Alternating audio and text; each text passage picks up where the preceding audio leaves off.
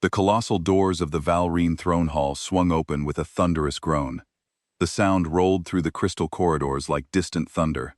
Every conversation stopped. Every eye turned. And 4 humans walked inside. At their head was Kang Teo. His dark diplomatic suit stood in stark contrast to the shimmering silver-blue robes worn by the Valrine nobility.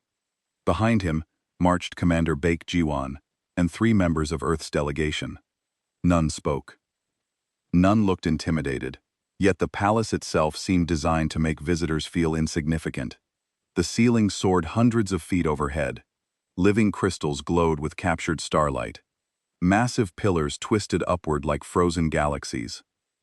Everything whispered the same message: you are small, we are eternal. Teo had visited worlds orbiting gas giants. He had negotiated with species that communicated through color and emotion. He had stood inside artificial stars. Yet even he had to admit, the Valrine Empire understood the art of displaying power. At the far end of the hall sat Princess Yuna. Her throne floated above the floor, surrounded by rings of pale light. She appeared young, no older than 19 by human standards. Her skin glowed with a soft blue radiance. Silver-white hair flowed across her shoulders like liquid moonlight. Beautiful, elegant, and utterly convinced of her own superiority. Around her stood dozens of nobles and advisors. Some looked curious. Most looked amused. Several looked openly disgusted by the presence of humans. Teo stopped at the proper distance, then bowed. Perfectly. Not too low, not too little. Months of preparation condensed into a single flawless gesture. Flawless gesture. Princess Yuna of House Valrine. His voice echoed clearly through the chamber. On behalf of Earth and her colonies, I bring greetings and a proposal for mutual prosperity. Yuna leaned forward slightly. There was already amusement in her eyes. Mutual prosperity? She smiled. How intriguing. Her gaze drifted across the delegation. Tell me, human. The word sounded almost playful. How long has your species traveled among the stars? Teo answered immediately. 243 years, Your Highness. A wave of laughter swept through the court. Soft at first, then louder. Yuna's smile widened. 243 years. She repeated it slowly, as though reciting a joke. My people crossed the void 17,000 years ago. The room fell silent. Everyone knew what was coming. We built quantum gateways before your ancestors learned how to make fire. More laughter. Some nobles didn't even try to hide it. Yuna waved a hand lazily. But please, continue. Tell us about your proposal. Teo activated his datapad. Golden holograms bloomed into existence. Maps, resource charts, mining projections, 3-dimensional simulations of the asteroid belt both civilizations wished to develop. We propose a joint operation. His voice remained calm. Earth has developed a new quantum extraction process. The projections shifted, showing detailed engineering models.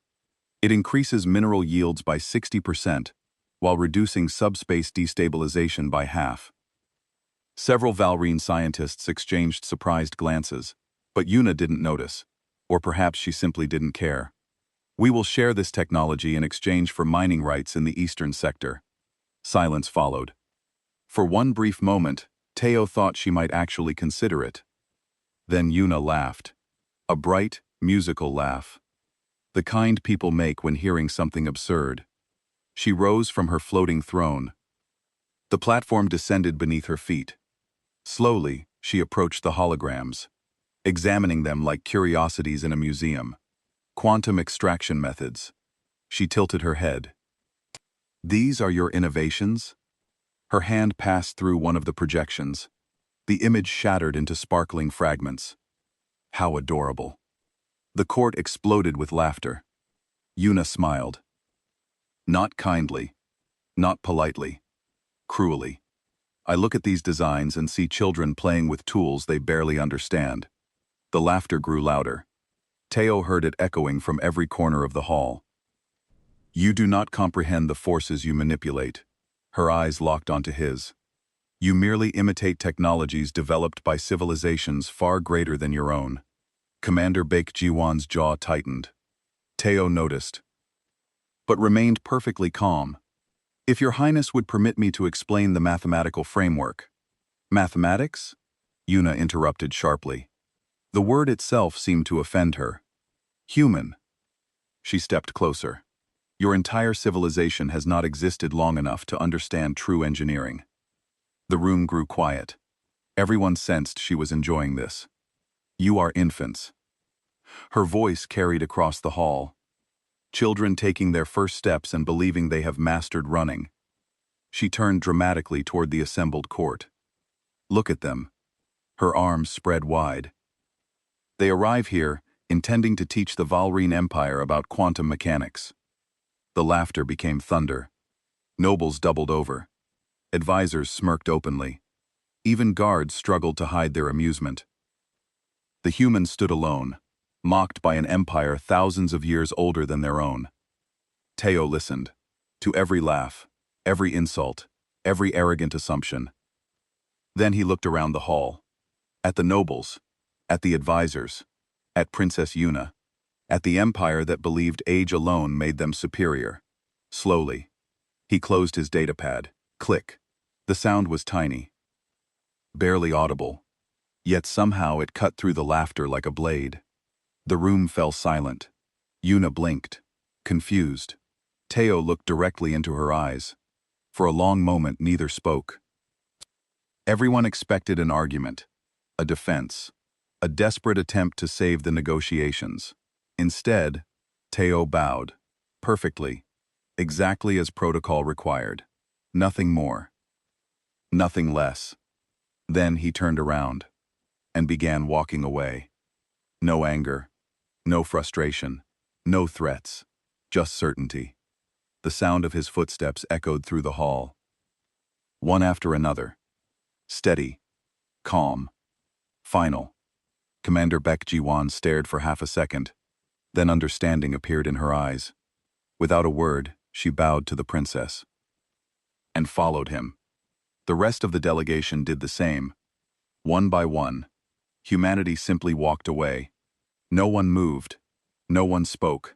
The entire court watched in stunned silence. Princess Yuna stood frozen. Her smile slowly vanished. What? Her voice was barely above a whisper.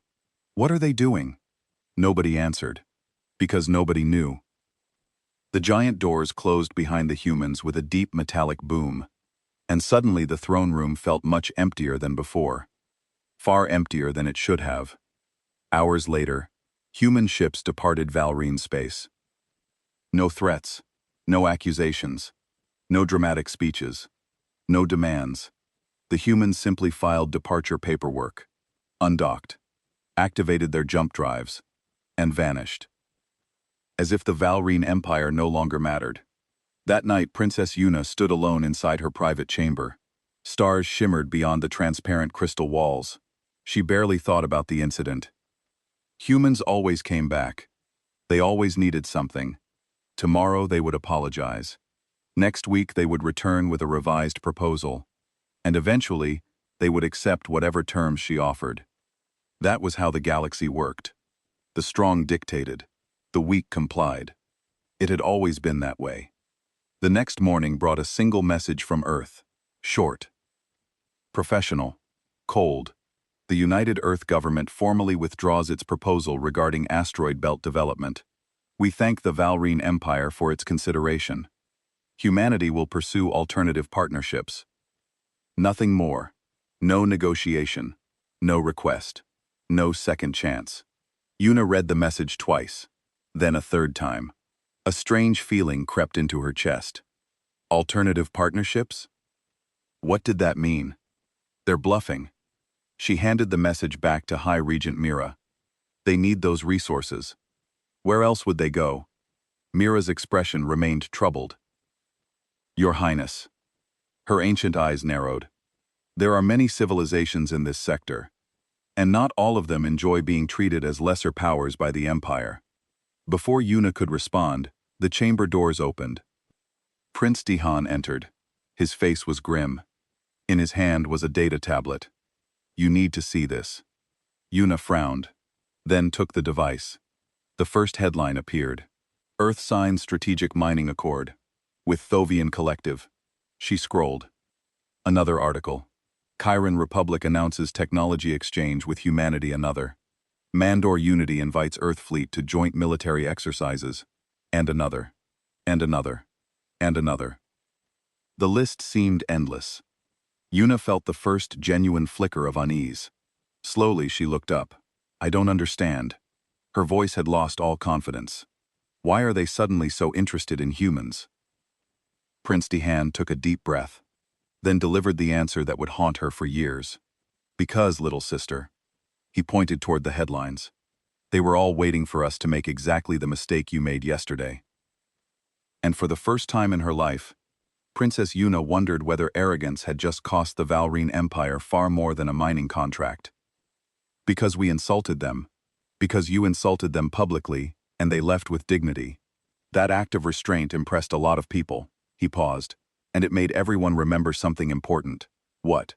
That the Valrine have been arrogant for a very long time. These civilizations have wanted an alternative to dealing with us for centuries. Now they have one.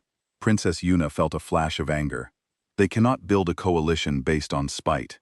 "They are not," Dehan said quietly. "They are building it based on respect."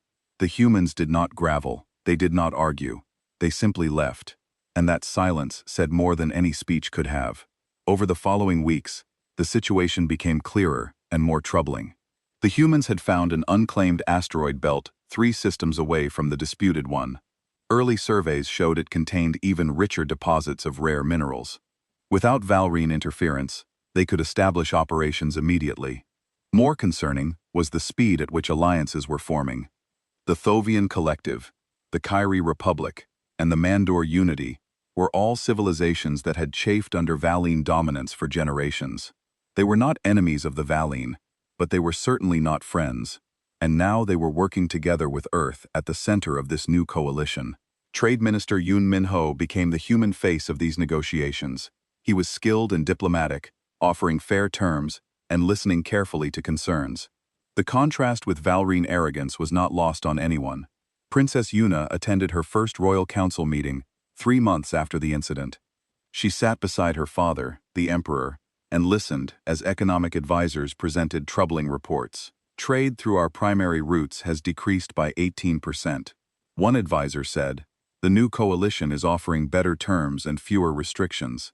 "How is this possible?" the emperor asked. "We have the most established infrastructure in this sector." "Yes, Your Majesty. But infrastructure means little if customers choose other paths." Yuna felt a cold weight settling in her stomach. She remembered Teo's face as he closed his datapad. She remembered his silence. She had thought his departure was weakness. But what if it was something else entirely? That evening, she found High Regent Mira in the palace library, reading from ancient data crystals. "You warned me," Yuna said quietly. "In the throne room, you said I made a mistake." Mater looked up. "I did. Tell me why. Help me understand." The old regent gestured for Yuna to sit. "Humans have only traveled the stars for 200 years. This is true. But they have existed on their planet for hundreds of thousands of years. Do you know what their history is? War. I assume violence. Most young species are the same, yes, but also survival. They evolved on a planet that tried very hard to kill them. They had no natural weapons, no armor, no venom. They succeeded through cooperation, adaptation, and stubbornness." Mira pulled up a holographic display showing Earth's history. "They have been underestimated by every predator on their world, and they survived by being patient, clever, and relentless." Yuna stared at images of humans throughout their history, building, fighting, exploring, never stopping. "You called them children," Mira continued. "But children grow up, and they remember how they were treated." "What should I do?" "That depends, Your Highness. Do you want to apologize because you understand you were wrong, or because it is now politically convenient?" Yuna did not answer. She was not sure she knew. 6 months after walking out of the Vine throne room, Kango stood in a very different kind of meeting. The Coalition Science Center orbited a neutral star system, and its conference hall was filled with engineers and scientists from 4 different civilizations: humans, Thovians, Chans, and Mandor representatives, all crowded around holographic displays, discussing mining operations and resource sharing. Taya pointed to a three-dimensional model of their new asteroid belt. The quantum extraction process is stable. We are seeing a 72% increase in yield compared to conventional methods. Park Sora, his colleague, and a brilliant quantum physicist added more data to the display. And subspace disruption is minimal. The surrounding space remains stable for navigation and communication. A Thavian engineer leaned forward, her multiple eyes blinking in sequence. Can this method be applied to other mining operations?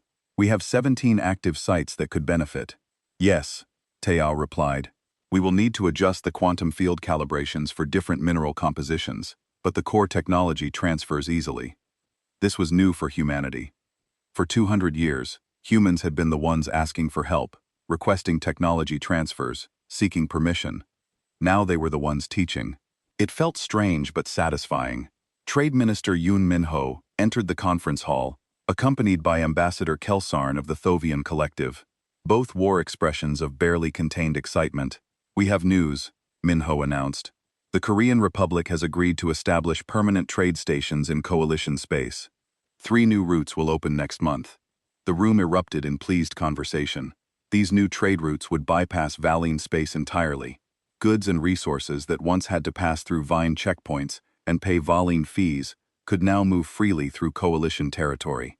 Ambassador Kelsarn spoke next, his voice carrying the weight of someone who had waited a long time for this moment. My people have dealt with Valrine arrogance for 3,000 years. They controlled the trade routes. They set the prices. They made us feel grateful for permission to exist in their space. He paused. Tayao listened but said nothing.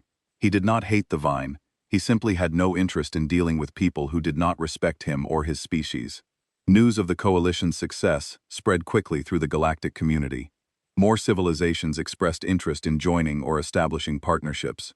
The humans, once seen as newcomers, barely worth noticing, had become the center of a major political and economic shift. Princess Yuna learned about each development in royal council meetings that grew increasingly tense.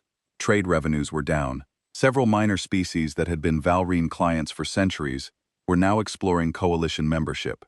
The Valfrene Empire was not collapsing, but its dominance was clearly weakening. This is all because of one incident. Her father, the Emperor, said during a private dinner. His voice was tired. One human diplomat, one insult, one decision to leave. It was not just about the insult. Prince Dihan said it was about everything. The insult represented our attitude, our assumption that we will always be the most powerful, the most advanced, the most important. Yuna pushed food around her plate. She had stopped eating much lately. They are young, Dahan corrected. That is not the same thing. Young species often innovate faster because they have not become comfortable. The Emperor looked at his daughter. The Council wants us to seek reconciliation. They want me to send you to negotiate. Me? Yuna felt panic rise in her chest. Why me? Because you started this, and because ending it might require more humility than I, as Emperor, can publicly show. He set down his cup. The Valrine Empire has pride, but pride without wisdom is just foolishness. 3 weeks later, Princess Yuna boarded a diplomatic vessel bound for coalition space. She brought no guards, only 3 advisors and High Regent Mira. This itself was a statement. The mighty Vine Princess traveling like a common diplomat. The journey took 5 days, and during that time, Yuna watched the view screens constantly.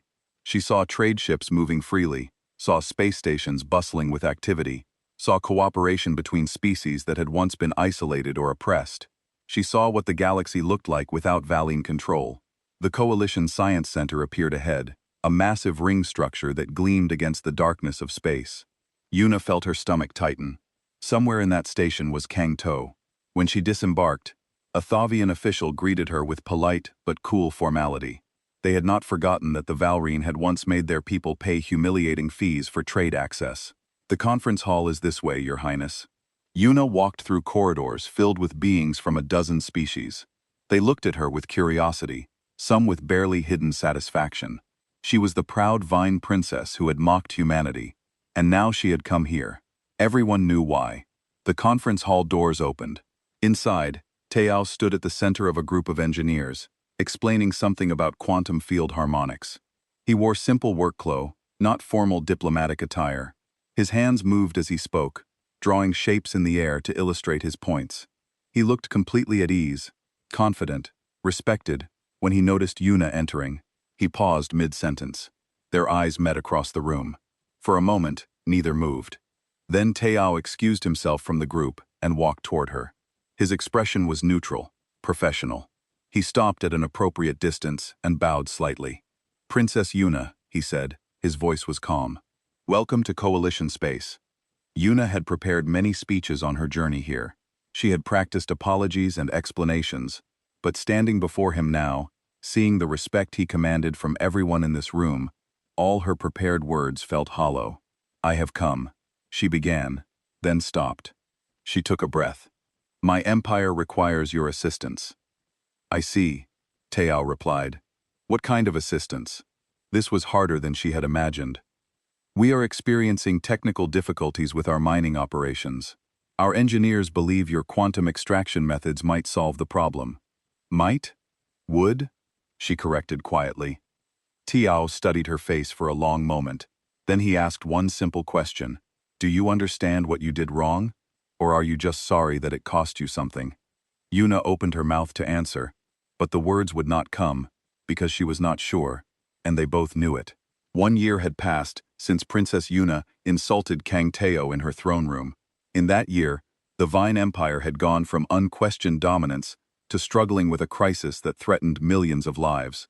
The quantum plague, as scientists called it, had appeared 3 months ago in the Empire's oldest mining facilities. It started as small distortions in subspace, barely noticeable. Then equipment began failing. Then the rifts started opening. Tiers in reality itself that made entire sections of asteroid belts impossible to access. Valrine engineers worked desperately to solve the problem. They threw their 17,000 years of knowledge at it. They consulted ancient databases and ran millions of simulations. Nothing worked. The plague was spreading, and they could not stop it. High Regent Mira had been the one to make the connection. She studied reports of the quantum distortions, then pulled up the proposal Teao had presented a year ago. The humans' quantum extraction methods specifically addressed subspace stability. His design prevented exactly the kind of rifts that were now destroying Valrine operations. "We rejected the cure before we even knew we had the disease," she told the Royal Council. The Emperor understood immediately. If we had listened to the human, if we had adopted his methods, this would never have happened. "Yes, Your Majesty.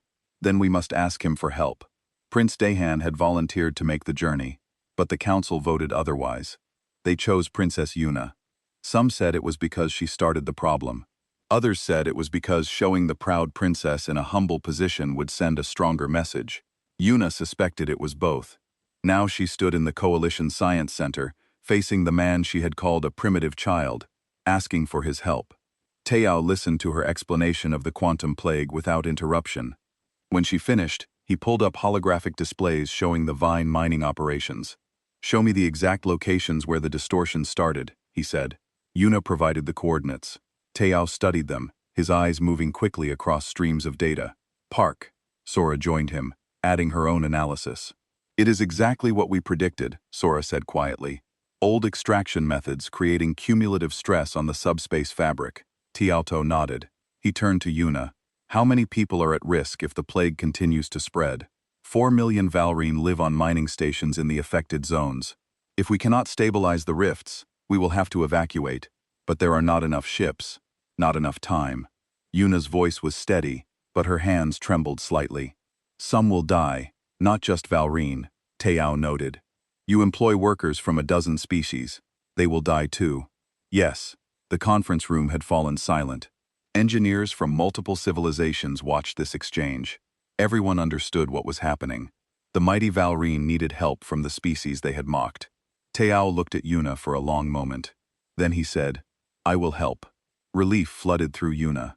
"Thank you, but not for you." Teao interrupted, "Not for the Vine Empire. I will help because 4 million people do not deserve to die for their leader pride." He paused. "And I will help because that is what humans do. We help even when we are insulted, even when we are called primitive. because we understand that mercy is not weakness. Yuna felt those words like physical blows. Each one was deserved. You will need to work directly with my team. Teo continued. We will travel to Vreen space tomorrow. You will serve as our liaison. Of course, whatever you need, what I need, Teo said quietly, is for you to understand why I walked out of your throne room. What I need is for you to learn. Can you do that? Yuna met his eyes. I will try. The journey to Vreen space took 3 days. During that time, Yuna observed Teo and his team constantly. She watched him work with Park Sora, discussing quantum mathematics. She barely understood. She watched him teach coalition engineers, patient and clear in his explanations. She watched him treat everyone with respect. Whether they were senior scientists or junior technicians, she saw none of the arrogance she had assumed all successful people must have. On the second day, she asked him about it.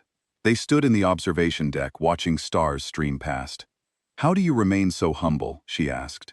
You have achieved so much. You could demand respect. Teo smiled slightly. Demanding respect is different from earning it. One is temporary, the other lasts. But you were insulted publicly, Krawa.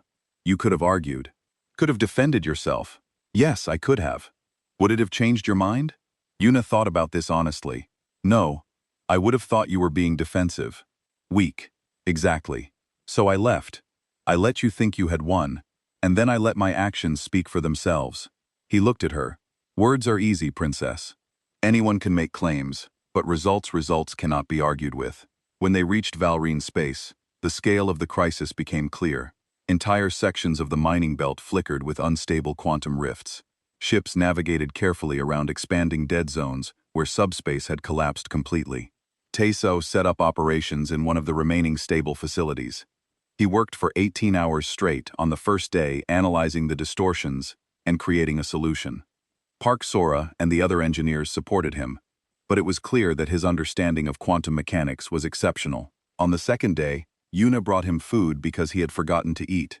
She found him staring at a holographic equation that covered an entire wall. It is beautiful, is it not? He said without looking at her.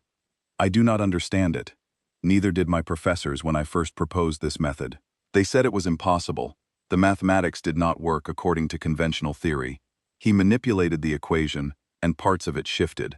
But I realized that conventional theory made assumptions based on outdated observations. When you remove those assumptions, everything changes. Yuna watched him work. This was innovation. This was what advancement looked like. Not 17,000 years of accumulated knowledge, but the willingness to question, to try new approaches, to fail and learn. I was wrong about you, she said quietly. About all humans. Teo finally looked at her. Yes, you were. I am sorry. Are you? He asked gently. Or are you sorry because you need something from me? Yuna thought about this question. She thought about everything she had seen and learned over the past months. The answer came to Princess Yuna slowly, over days of working beside Teo and his team. She watched him stay awake for 40 hours straight, recalculating quantum field equations, until his eyes were red and his hands shook from exhaustion. She watched Park Sora bring him coffee and quietly correct a calculation error that would have cost them 6 hours of work. She watched engineers from 3 different species collaborate without ego, each contributing what they knew best. She saw what real excellence looked like, and it looked nothing like vain arrogance. The solution Teo developed was elegant and complex at the same time. He created mobile quantum stabilizers that could be deployed throughout the affected zones. Each stabilizer would generate a harmonic field that would gradually heal the subspace rifts, like stitching closed a wound in reality itself. It will take 3 weeks, he explained to Yuna and the Valine engineering team. The rifts must be closed slowly, or we risk making them worse. But if we maintain the stabilizer network properly, your mining operations can resume safely. An older Valrine engineer, a woman named Kira, who had spent 2 centuries studying quantum mechanics, stared at Teo's equations with something like wonder. This is extraordinary. We should have seen this approach. Why did we not see it? Because you stopped looking, Teo said simply. Your technology worked for thousands of years. Why question it? Kira nodded slowly. We became comfortable, arrogant. Yes. The deployment of the stabilizers began immediately. So Yuna volunteered to help, and Teo allowed it. She found herself working alongside humans and coalition species, taking orders from people she would have once considered beneath her notice. On the 5th day, she made a mistake.